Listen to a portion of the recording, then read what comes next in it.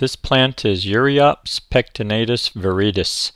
And most people know this is just Euryops, but the ones you're looking at are the Viridus variety, and what distinguishes them from just straight up Euryops pectinatus is the dark green foliage. Typical Euryops has a grayer green foliage, which you probably see around, but the more popular one and the most common one that I ever see is the Viridus variety, and it's because the foliage is a darker green. It just looks nicer.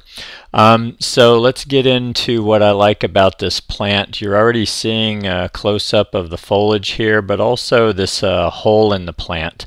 So these are a woody shrub. They're not very large. They probably get between probably 3 to 6 feet wide and tall. I've actually seen these 6 feet tall. Typically people keep them around 3 feet high, and as you can see this one here, this is probably a good 6 feet wide. It's really sprawled out. And it's known for its bright yellow flower, as you can see here. This is in a warm early spring in Northern California in an inland valley, and it is mid-March when this is taken. But the earlier shot, or the one you're about to see as well, is in the same part of this town at the same time, and when they're pruned, when they're fed, and so forth will have a bearing on when they're going to do their bloom cycle. And that's just something to know, is that these bloom a good part of the year depending on the feeding and pruning cycle. They bloom on new growth, and so if one is to kind of cut these back, the new push of growth will be followed by a bloom cycle.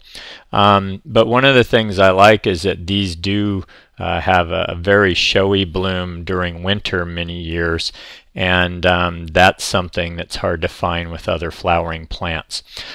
So in design, these are a little dicey for me. I don't use them a lot because a lot of clients don't like daisy-like flowers. Some do. And then longevity.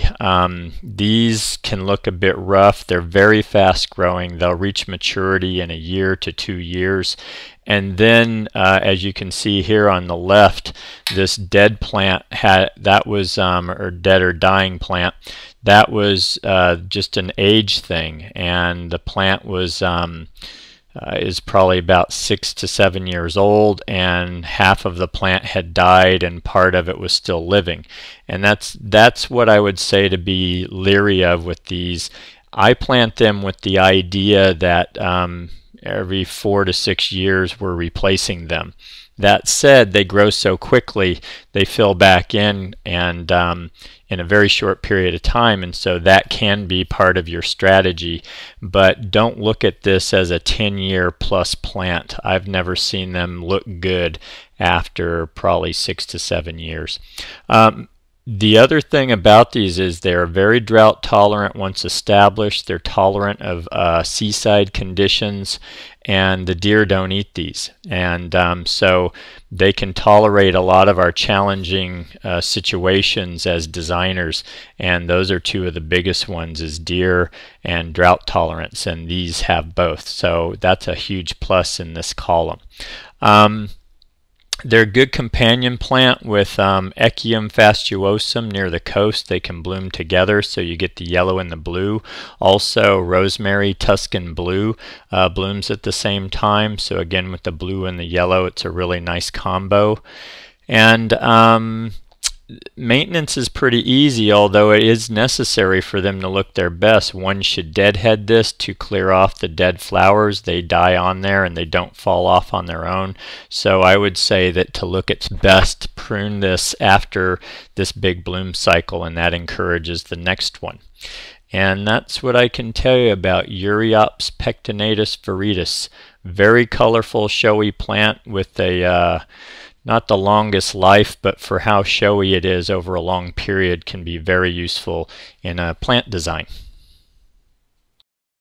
Another thing to note is these get frost damaged in the mid 20 degrees Fahrenheit. So if you're in an area that gets much colder than that, I would not be using these. It'll certainly shorten the life. Also, in general, they like good drainage. So if you've got heavier soils, try and put them in more sloped areas.